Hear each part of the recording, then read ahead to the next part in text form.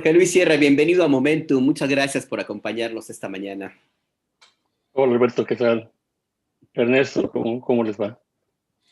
Bien, bien, bien, Jorge Luis Sierra Guzmán, pues especialista en Fuerzas Armadas y en Seguridad Nacional en una de las amplias oficinas que tiene allá en los Estados Unidos. Jorge Luis Sierra, entrando en materia directo, que sabemos que andas también con el tiempo un poco apretado, se sucedió la masacre de Camargo, una más, otra vez en el estado de Tamaulipas. En ese estado infernal, conjuntamente con estos otros estados del noreste del país, como Coahuila o Nuevo León. Y una de las grandes preguntas que pues nos hacíamos acá en Momentum, aquí con Pie de Página y Rompeviento TV, decíamos, ¿y el ejército mexicano y la Guardia Nacional, que tienen pues muchas unidades de combate desplegadas en ese territorio y particularmente también en la ribereña? Pues simplemente esa es una de las grandes preguntas que nos estamos haciendo, y quién mejor que plantearlo, hablarlo contigo, Jorge Luis Sierra Guzmán. ¿Cuál es tu valoración y la información que tienes tú con respecto del caso de Camargo y el papel que están o no teniendo Fuerzas Armadas y Guardia Nacional? Sí, es muy buena pregunta, Ernesto. Yo creo que el tema es tan grave que en realidad ameritaría el uso de todos los poderes, todos los elementos de poder nacional para resolver una situación tan crítica como la que ocurre en esa zona de Tamaulipas. Entonces, el ejército o las Fuerzas Armadas son apenas uno de los elementos del poder nacional. Y obviamente depositar, digamos, la creencia en que las Fuerzas Armadas van a resolver ese problema es realmente adoptar una política que no llevaría realmente a ningún resultado positivo. Las Fuerzas Armadas son, como están, digamos, desarrolladas en México, controlan el territorio nacional. Sin embargo, el control del territorio nacional no es total, no es completo. Tiene que haber una coordinación con las fuerzas de la policía y con las fuerzas de seguridad pública. Cuando uno de los elementos de esta coordinación falla, como puede ser en este caso la policía local, y falla por diversas razones, entre ellas la posibilidad de que el narcotráfico haya penetrado sus filas, entonces esa capacidad de control se rompe y no funciona.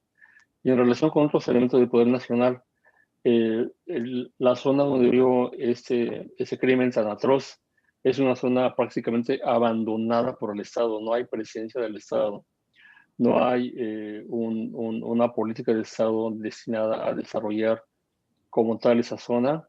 Es una zona en la que la única presencia del Estado ocurre de manera aleatoria y pensado en términos de fuerza, pero no hay una política destinada a realmente a tener ahí un desarrollo que permita, digamos, trabajo, que permita escuelas, que permita la vida de las personas ahí.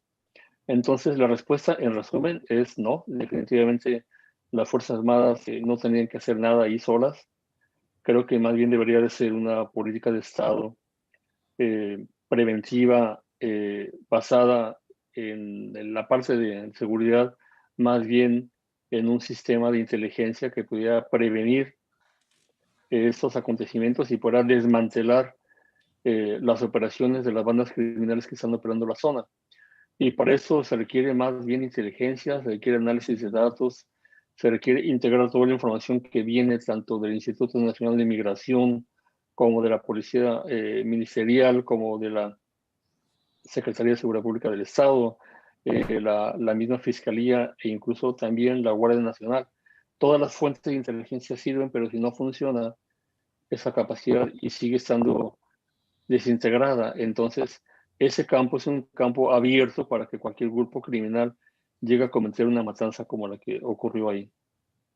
Sí, es justo una de las dudas que tenemos, Jorge Luis, porque en Momentum hemos señalado que lo que ocurrió en Camargo es muy lamentable, es una gran tragedia, pero no es la única. Tamaulipas tiene una historia larga de temas similares y al mismo tiempo existe también una decisión, al menos en términos de publicidad o al menos en anuncios y discursos, de despliegue de tropas, de programas, en fin, una decisión de tratar de controlar la situación en Tamaulipas y no se ha logrado hacer. Y uno de los argumentos, además de lo que tú acabas de mencionar, de que no es nada más el mandar soldados, uno de los elementos en el debate es que al parecer no hay como una cooperación de la autoridad local, no solamente en este gobierno, sino en otros periodos. Es también algo que debería tomarse en cuenta. ¿Qué tanto puede llegar a pesar la reticencia o no de las corporaciones, de la autoridad municipal y estatal en zonas como Camargo, Jorge Luis? Lamentablemente, las autoridades, una buena parte de las autoridades locales, tanto a nivel municipal como a nivel estatal, están involucradas, están corrompidas por el narcotráfico.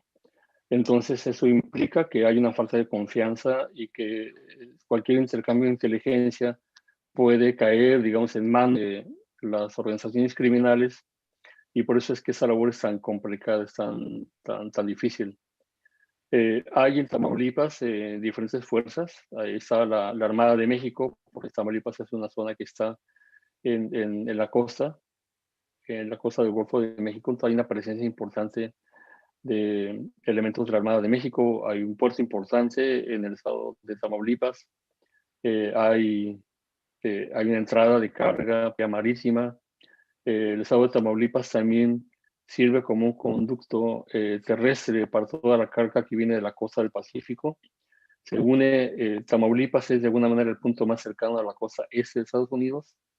Entonces buena parte de la mercancía entra por el lado de Tamaulipas. Aquel puente seco que creó el gobierno del presidente Vicente Fox, un puente seco que llevaba todas las mercancías que llegaban a la costa del Pacífico, y de ahí eran llevadas hasta Tamaulipas y luego subía hacia la costa de Estados Unidos. Entonces, a pesar de la importancia estratégica de un estado como Tamaulipas, la reforma policial y no ha llegado al estado.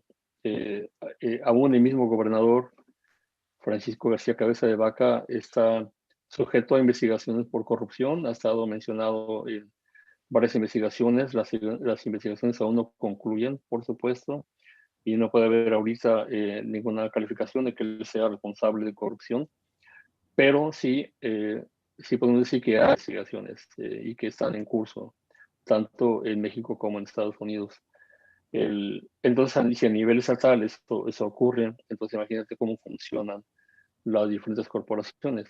Es como un doble estado en el cual el crimen organizado, la delincuencia organizada funciona como un estado, toma decisiones en lugar de la autoridad municipal, controla la política municipal, controla el presupuesto, controla los empleos, controla las instalaciones más importantes que hay en el estado. Y entonces de pronto eso de alguna manera te enseña que el estado está ausente, no hay presencia del estado. No hay presencia, no hay desarrollo de una política general del Estado para afrontar este problema. Y no quiero decir que sea una responsabilidad del gobierno actual. En parte, el gobierno pues tiene la responsabilidad porque es gobierno y debe de garantizar la seguridad de los y las ciudadanas. Pero esta situación es muy añeja. Si tú te fijas, hay varios gobernadores del Partido Revolución Institucional que están sujetos a investigaciones de corrupción. Están abiertos los expedientes en Estados Unidos. Es el caso de Thomas Yarrington, que está a su juicio desarrollándose en estos momentos en Texas. No se ha podido desarrollar la audiencia porque está la situación de COVID que no permite tener audiencias. Pero tenemos también a otros 6 gobernadores que están siendo enjuiciados, tanto de Tamaulipas como de Coahuila, como de Chihuahua. Entonces, te das cuenta que hay una corrupción muy grande en el estado. Entonces, ¿qué implica esto para las personas que viven en la frontera? Implican que están en el olvido, que están realmente sin la fuerza del Estado, sin que haya esa protección constitucional que el Estado debe implementar en la zona. y que esa desprotección es cancha abierta para cualquier actor criminal que tenga la capacidad de controlar, si es que está vinculado con la fuerza de policía. Gracias, Jorge Luis Sierra. Jorge Luis, dos planteamientos que te hago aquí. El uno, por ejemplo, en esta masacre de Camargo, es algo que se repite, por ejemplo, también en el estado de Coahuila, y es cuando las corporaciones estatales, cuando un gobernador crea fuerzas especiales. En este caso, en Tamaulipas están los GOPES, que ahorita en una información extraoficial que nos estaban dando de los 12 policías detenidos, involucrados, posibles perpetradores del homicidio de estas 19 personas, entre ellos una mujer, pues también hay una mujer policía. Y dos, de los 12 policías, 8 forman parte de este grupo de operaciones especiales, los GOPES. Esta misma situación se repetía, por ejemplo, se repite en un estado como Coahuila, ¿no? Donde también se crearon los GATES y se terminaron convirtiendo, pues, en Tamaulipas, por ejemplo, les dicen los negros a esta policía, a los GOPES, y ya saben que los ubican como si fuera un cártel del gobernador en turno. Lo mismo sucedió en Coahuila, lo mismo sucedió cuando estaba César Duarte en Veracruz, que creó también sus corporaciones, sus fuerzas especiales. La pertinencia o no de crear este tipo de fuerzas especiales de los gobernadores, ¿qué hacer ahí? ¿Eso es pertinente? ¿No? ¿Qué tendría que hacer ahí una autoridad federal o esta articulación que debería haber y que lamentablemente no se está dando? Y el dos, el presidente Andrés Manuel López Obrador tomó la decisión de que la Marina, la Armada de México, la Marina, tomara el control de los puertos. Y ahorita tú señalaste precisamente a la Armada de México, la Marina, y Tamaulipas tiene dos puertos por demás importantes, el de Matamoros y el de Altamira. Y solo con esos dos, que pues se sabe que en sexenios pasados pues fueron tomados y controlados ya por cárteles, como también sucedió con el de Manzanillo, con el de Lázaro Cárdenas, etcétera, etcétera. ¿Cuál es tu valoración sobre estos dos puntos? Es difícil pensar que el reemplazo de oficiales de la policía corruptos con oficiales militares sea una solución a largo plazo. Lo puede ser de manera transitoria, y de hecho esto ha ocurrido en la frontera, donde en algunos poblados, Ernesto, no hay policía. Son las Fuerzas Armadas las que controlan la seguridad del municipio porque no hay confiabilidad en la policía local.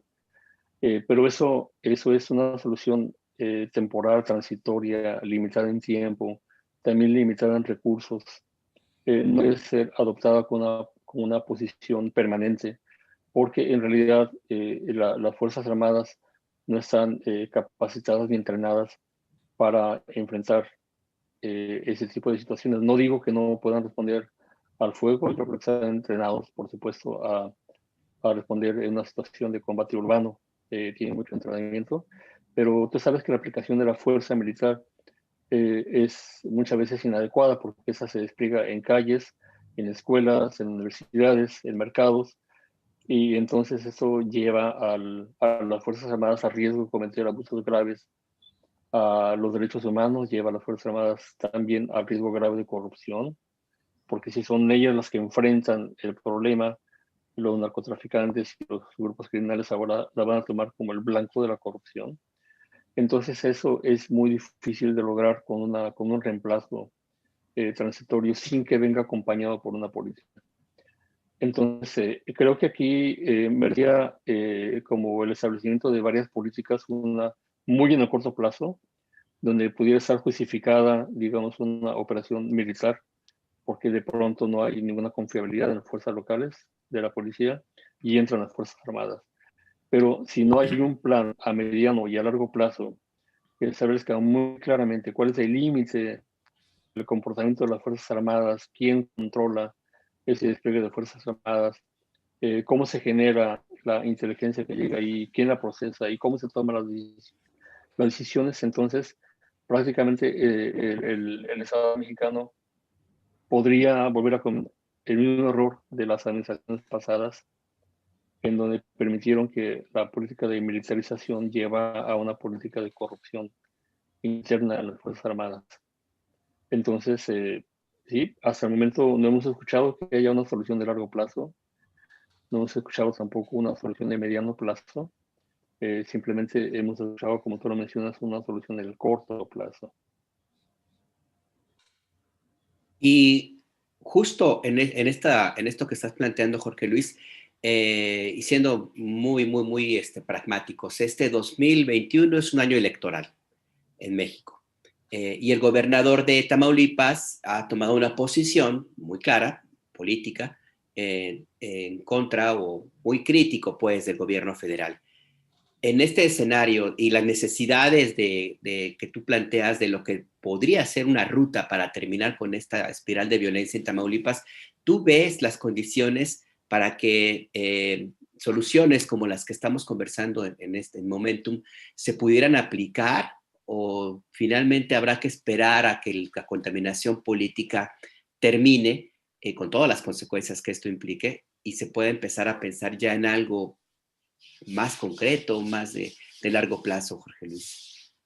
Creo que esta pregunta apunta a un problema en realidad de fondo. Es que como ha habido falta de comunicación y falta de una real coordinación entre el gobierno federal y el gobierno del estado de Tamaulipas, es muy posible que eso persista durante todo el gobierno actual en Tamaulipas. Entonces, eso no va a terminar en las próximas elecciones de junio. Esto va a seguir adelante. Entonces, hay ese vacío de coordinación. Es evidente que hay ese vacío. Es evidente que esa discusión política falsa, más inclinada a tratar los problemas desde el ángulo electoral, no lleva realmente a una solución. Lamentablemente es un discurso político, más bien casado con intereses de mantenerse como partido en el poder.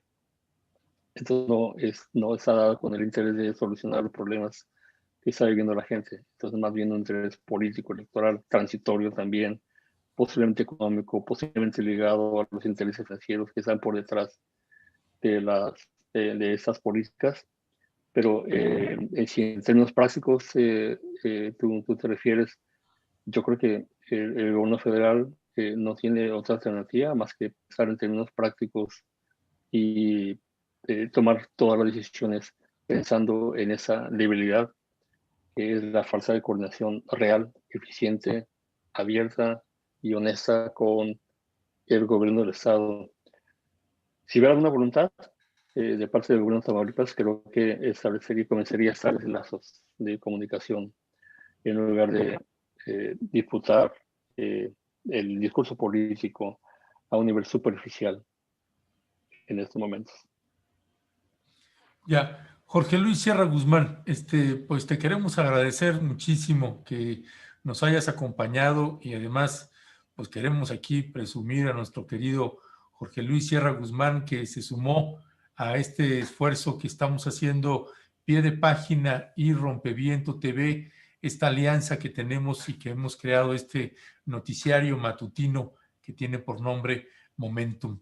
Jorge Luis Sierra Guzmán, pues experto en Fuerzas Armadas, en seguridad nacional, y que es un tema que abarca todo un mundo, que ya estaremos platicando con Jorge Luis Sierra, pues estará colaborando con nosotros semanalmente los jueves. Hoy hicimos una excepción, pero será los jueves también, que es el único día que se le facilita a Jorge Luis. Pero Jorge Luis, pues te damos a nombre de Pie de Página y Rompeviento TV, te damos la más cordial bienvenida y el agradecimiento por sumarte con nosotras y nosotros a este esfuerzo, Jorge Luis. Muchas gracias por la invitación. Al contrario, Jorge Luis, muchas gracias a ti y ya nos estaremos viendo cada semana. Bienvenido. Claro que sí. Muchas gracias. Gracias. Un abrazo, Jorge Luis.